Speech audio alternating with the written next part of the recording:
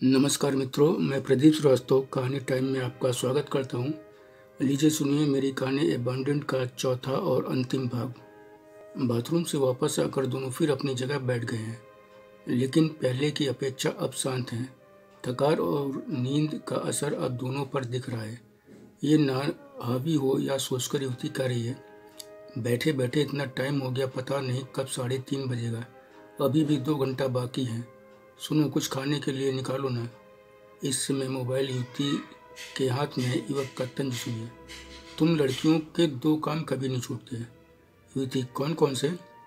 युवक, एक तो कभी चुप नहीं रह सकती, दूसरे उनको हमेशा कुछ ना कुछ खाने के लिए मिलता रहना चाहिए, जिससे उनका मुंह चपर चपर चलता रहे। युवती, अच्छा, जैसे तुम लड़कों का दिन भर नहीं चलता, जब देखो तब मुंह में मसाला भरे चपर चपर करते रहते हो, पिच पिच थूक कर घर बाहर हर जगह गंदा किए रहते हो। युवक, मैं मसाला वसाला कुछ नहीं खाता समझी, इसलिए मुझे नहीं कह सकती। युवती, मैं तुम्हें कुछ नहीं कह रही हूँ। तुमने लड़कियों की बात की तो मैंने लड़कों के बारे में बताया। मुंह चलाते रहने के अलावा जैसे उनके पास कोई काम ही नहीं है। युवक, अच्छा ठीक है, ये लो नमकीन और बिस्कुट खाओ, लेकिन कुछ बोलो नहीं। युवती, तुम भी खाओ ना, अकेले नहीं खा पाऊंगी। युवक, हे भगवान, बार बार वही बकवास करती रहती। मैं तो खा ही रहा हूँ। अरे खाने ही को तो कहा है, काहे गुस्सा हो रहे हो? युवती ने लगभग आधी मुट्ठी नमकीन मुंह में डालकर खाना शुरू किया। नमकीन काफ़ी कुरकुरी लग रही है, क्योंकि उसके मुंह से कुर कुर की आवाज़ सुनकर युवक कह रहा है, तुम नमकीन खा रही हो कि पत्थर चबा रही हो? कितनी तेज़ आवाज़ कर रही हो? युवती, कमाल की बात करते हो। कड़ी चीज़ होगी तो आवाज़ तो होगी ही ना। क्या सब ऐसे ही निकल जाऊँ? युवक, नहीं, जितनी तेज कुरकुर कुरा सकती हो कुरकुराओ। युवक, ठीक है। युवती, ठीक है, मैं अब केवल बिस्कुट ही खाऊंगी, इससे कोई आवाज़ नहीं होगी। युवक कह रहा है, अरे मैं मजाक कर रहा था, ले और खा, और ये पानी पकड़। नहीं तो पानी? नहीं नहीं, मैं पानी तो बिल्कुल नहीं पीऊंगी। क्यों? युवती कहती है, फिर जाना पड़ेगा और तुम लोग बोलोगे कि बैठे बैठे चलो, और मैं कहूँगी कि तुम भी कर लो तो कहोगे क्या ज़बरदस्ती कर लूँ? अच्छा सुनो, मैं थोड़ी देर लेटना चाहती हूँ, बहुत थक गई हूँ। युवक, ठीक है, लेट जाओ। चाहो तो तुम भी थोड़ी देर लेट लो ना। युवती कहती है, बहुत टाइम हो गया है, पूरे दिन से लगातार कुछ ना कुछ कर रहे हो, लगातार बैठे हो या चल रहे हो। इस बार युवक पर थकान ज़्यादा हावी हो गई है। वह कह रहा है, ठीक है चलो, थोड़ा उधर खिसको, तभी तो लेटूंगा। अरे मुझे इतना क्यों पकड़ रही हो, गुदगुदी लग रही है। युवती, तुम चटाई पर ही आओ ना, इधर जमीन पर क्यों जा रहे हो? युवक, आ तो गया हूँ, लेकिन तुम इतना कसकर पकड़ रही हो कि मुझे गुदगुदी लग रही है। युवती, पकड़ नहीं रही हूँ, केवल साथ में ले रही हूँ। युवक, ठीक है, चलो उधर किसको, आ रहा हूँ। दोनों चटाई पर एक दूसरे में समाये हुए लेटे हैं। मुश्किल से 10 मिनट ही हुआ है कि या क्या? युवती एकदम से हड़बड़ा कर उठ बैठी है। उसके मुंह से घुटी घुटी सी ई की आवाज़ निकल गई है। युवक भी उसी के साथ उठ बैठा, काफ़ी घबराया हुआ है, और युवती से पूछ रहा है, क्या हुआ? युवती अपनी सलवार ऊपर खींचती हुई कह रही है, लगता है कपड़े में कोई कीड़ा घुस गया है। युवक ने जल्दी से मोबाइल टॉर्च ऑन करके देखा तो घुटने से थोड़ा नीचे करीब 2 इंच का एक कण खजूरा चिपका हुआ था।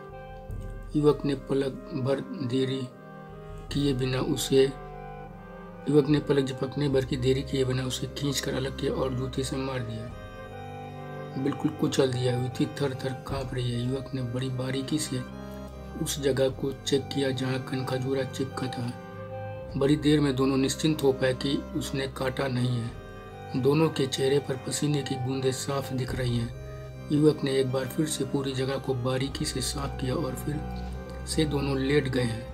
अब आप इस युवा कपल को क्या कहेंगे? दिन भर के थके थे, न सोने की तय किए थे, इसलिए बार बार बात नहीं करेंगे कहते, लेकिन बात करते ही रहे, लेकिन तय समय के करीब आकर नींद से हार कर सो गए। अब यह सोना इनकी खुशकिस्मती है या बदकिस्मती, आइए देखते हैं। बड़ी देर बाद युवती घबरा कर उठ बैठी है। अफनाई हुई कह रही है, सुनो सुनो, जल्दी उठो, देखो ट्रेन जा रही है क्या? युवक बड़ी फुर्ती से हड़बड़ा कर खिड़की से बाहर देख रहा है। जाती हुई ट्रेन की पहचान कर माथा पीटते हुए कह रहा है, हे भगवान, या तो वही ट्रेन है, अब क्या होगा। मैं बार बार कह रहा था सो मत, लेकिन तू तो पता नहीं कितनी थकी हुई थी।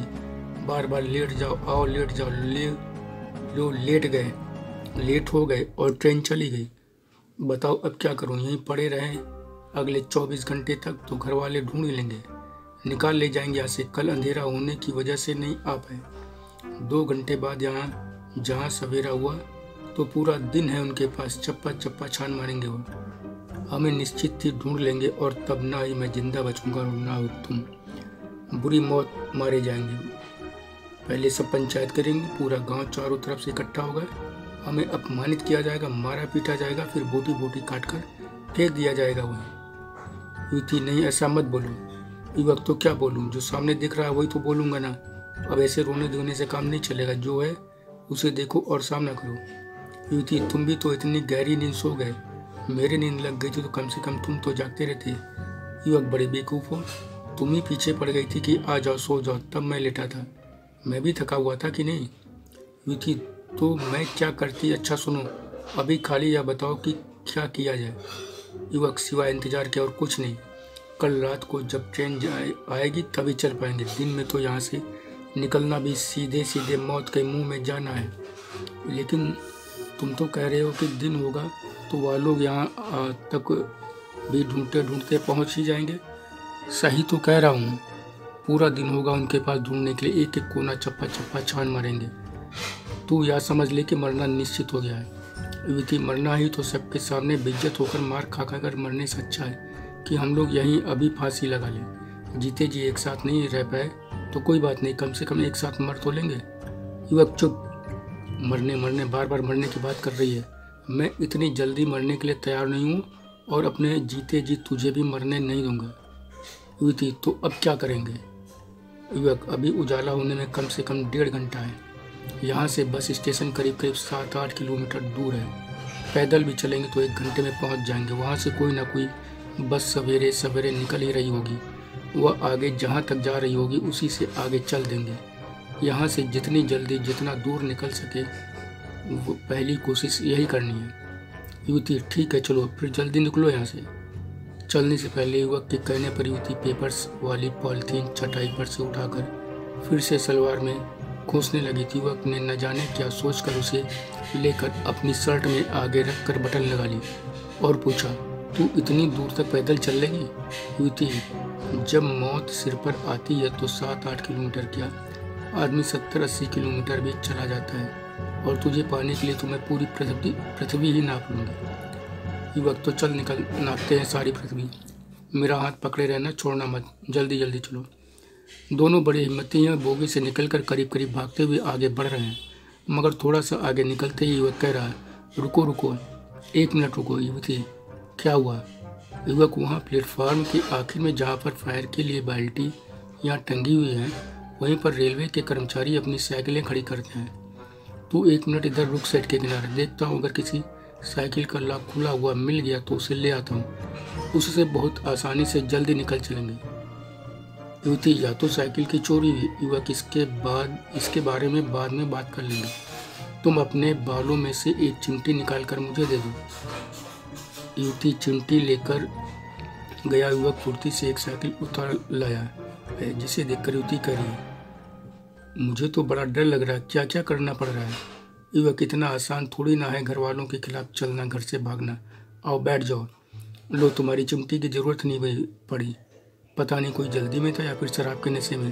ताला तो लगाया लेकिन उसमें से चाबी निकालना भूल गया। झोले में रखा हुआ एक टिफिन भी पीछे करियर पर लगा हुआ था, मैंने उसे निकाल कर वहीं रख दिया। युवती, तुम्हें साइकिल उठाते डर नहीं लगा। युवक, तू बिल्कुल बोल नहीं, मुझे जल्दी जल्दी साइकिल चलाने दे। युवती को आगे बैठा कर युवक पूरी ताकत से साइकिल चला रहा है, लेकिन पहली बार साइकिल पर बैठने के कारण युवती ठीक से बैठ नहीं पा रही है। उसके हिलने डुलने पर युवक कह रहा है, ठीक से बैठना, इतना हिल डुल क्यों रही है। युवती, मेरे पैर सुन्न होने लगे हैं। तुम ज़्यादातर लड़कियां इतनी नाजुक क्यों होती है। युवती, पता नहीं, या तो ऊपर वाला ही जाने। युवक, क्या ऊपर वाला जाने, तमाम लड़कियां तो पहलवान बनकर पहलवानी कर रही हैं, सेना में जाकर गोलियां, फाइटर जेट, बस, कार, ट्रक चला रही हैं, तो ऐसे तो अपने गाँव में ट्रैक्टर भी चला रही हैं, तो क्या बाकी सबकी सब पहलवान हैं। काम करना आना चाहिए, जरूरत होगी तो पहलवानी भी सीख लेंगे, युवती ने कहा। युवक चुप, बिल्कुल चुप कर, चुपचाप बैठी रहे, बिल्कुल बोलना नहीं, नहीं तो मैं तेरा मुंह फोड़ दूंगा। जब फूट जाएगा तभी चुप रहेगो क्या? युवती, मेरा मुंह मत फोड़ो, नहीं तो फिर मुंह कहाँ लगाओगे? युवक, तेरी ऐसी बातों के कारण ही रात में नींद आ गई और ट्रेन छूट गई, अब ये साइकिल ट्रेन चलानी पड़ रही है। युवती, ठीक है, चुप हूँ, और कितनी देर तक चलना पड़ेगा? युवक, अभी तो 15 मिनट भी नहीं हुए, घंटा भर तो लगेगा ही। युवती, वहाँ कोई बस मिल जाएगी क्या? युवक चुप, बिल्कुल चुप रहा। युवक बिना रुके पूरी ताकत से साइकिल चलाए जा रहा है, गजब की ताकत हिम्मत दिखा रहा है। पसीना उसकी नाक ठुड्डी से होता हुआ टपक रहा है। युवती के पैर सुन्न हो रहे हैं, जिसे वह बार बार इधर उधर कर रही है। युवक का पसीना उसके सिर पर ये टपक रहा है। वह परेशान है और पूछ रही है, अभी और कितना टाइम लगेगा? युवक, बस आने ही वाला है स्टेशन। जल्दी ही स्टेशन दिखने लगा तो उतावली युवती कह रही है, स्टेशन दिख रहा है, लग रहा है सूरज भी निकलने वाला है, जल्दी करो और तेज चलो ना। युवक, और कितनी तेज चलूं? तुम्हें पसीना हो रहा है क्या? युवक, तुम्हें इतनी देर बाद मालूम हुआ?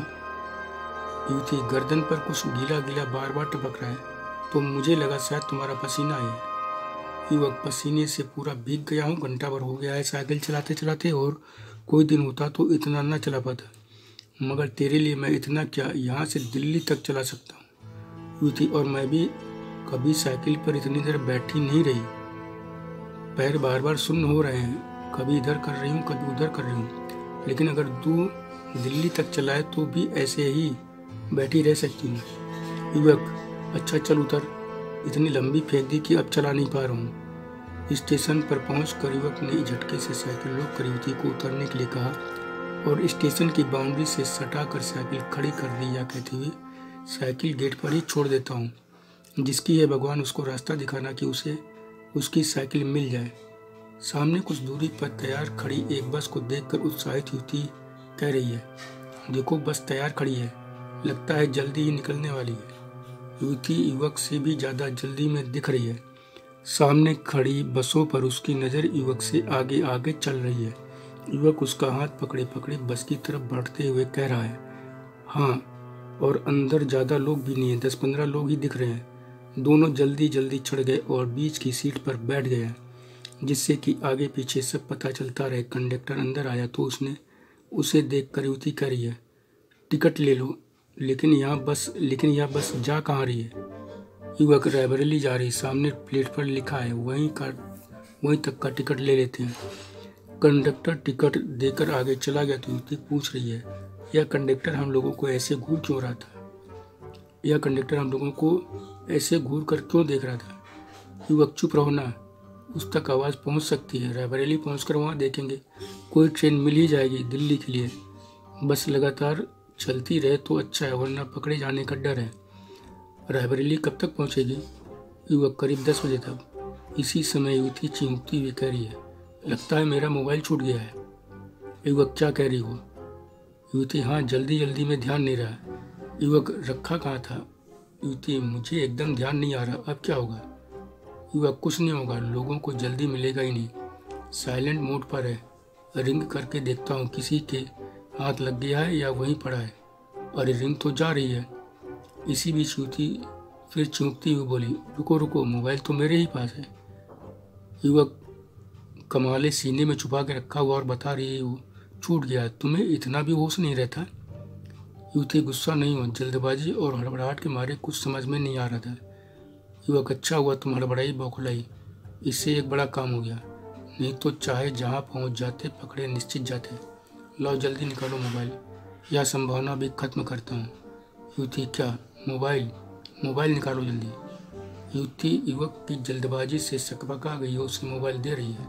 या लो। मोबाइल लेकर युवक उसकी बैटरी निकाल रहा है, कह रहा है, इसकी बैटरी निकाल कर रखता हूँ, ऑन रहेगा तो हमारी लोकेशन पता कर लेंगे और हम तक पहुँच जाएंगे। टीवी सुनती ही हो, बताते हैं कि मोबाइल से लोकेशन पता कर ली और वहाँ तक पुलिस पहुँच गई। अब यह दोनों मोबाइल कभी ऑन ही नहीं करूँगा। युवती, फिर कैसे काम चलेगा आगे? युवक, देखा जाएगा, अब तो पहला काम यह करना है कि अगले स्टेशन पर ही इस बस से उतर लेना है। युवती, क्यों? क्योंकि इस मोबाइल से वहाँ तक की लोकेशन पा चुके होंगे, या जब पुलिस में जाएंगे तो वह पता कर लेगी। इस बस से उतर लेंगे और फिर कोई दूसरी पकड़ेंगे, उससे आगे बढ़ेंगे।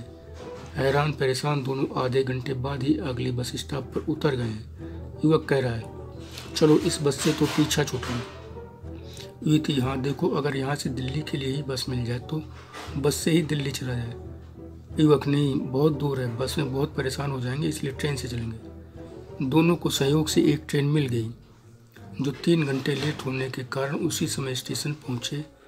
तब जब वो स्टेशन पहुँचे जो 3 घंटे लेट होने के कारण उसी समय स्टेशन पहुँचे जब वो स्टेशन पहुँचे, इसी ट्रेन से दोनों लखनऊ पहुँच गए हैं। वहाँ दिल्ली के लिए उन्हें 4 घंटे बाद ट्रेन मिलनी है। दोनों यहाँ कुछ राहत महसूस कर रहे हैं। ज़रूरत भर का सामान लेने के लिए निकल रहे हैं।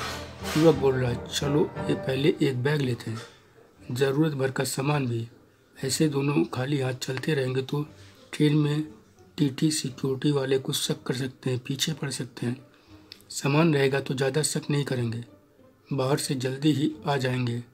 टिकट लेकर यहीं कहीं आराम करते हैं। बाहर होटल या गेस्ट हाउस चलता हूँ तो बेवजह अच्छा खासा पैसा चला जाएगा और वहाँ सबकी नज़र भी हम पर रहेगी।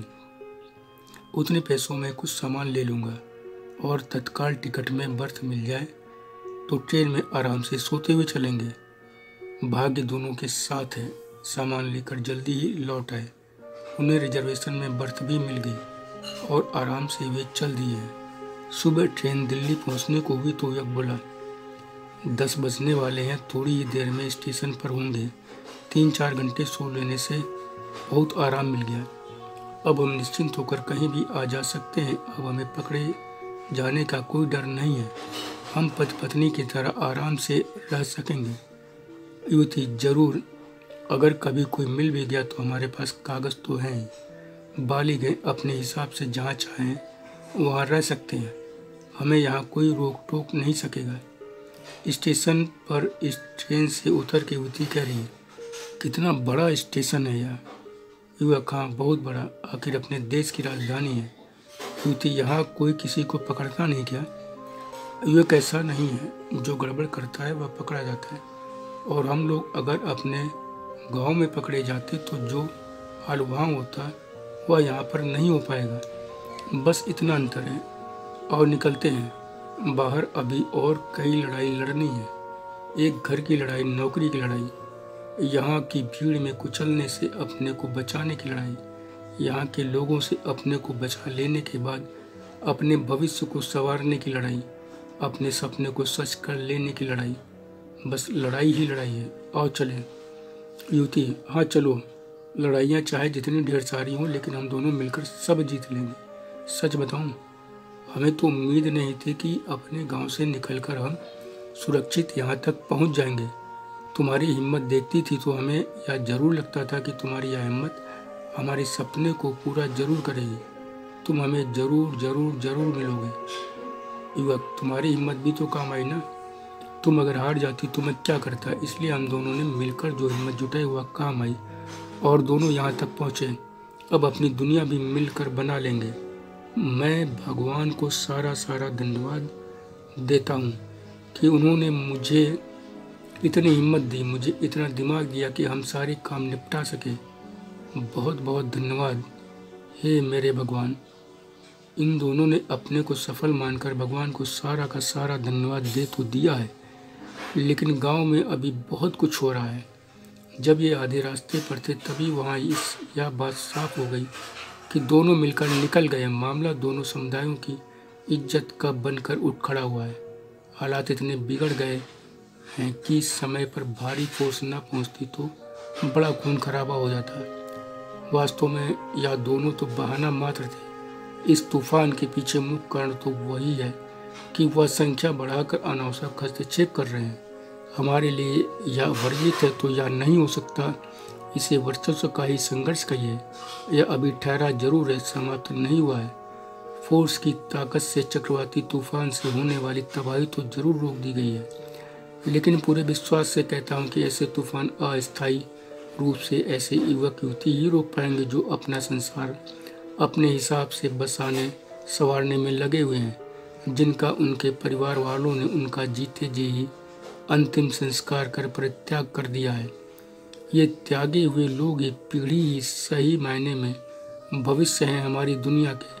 फिलहाल आप चाहें तो उनके माँ बाप की तरह मानते रहिए इन्हें एबंडेंट। धन्यवाद मित्रों, मेरी एबंडेंट कहानी का यह अंतिम भाग था।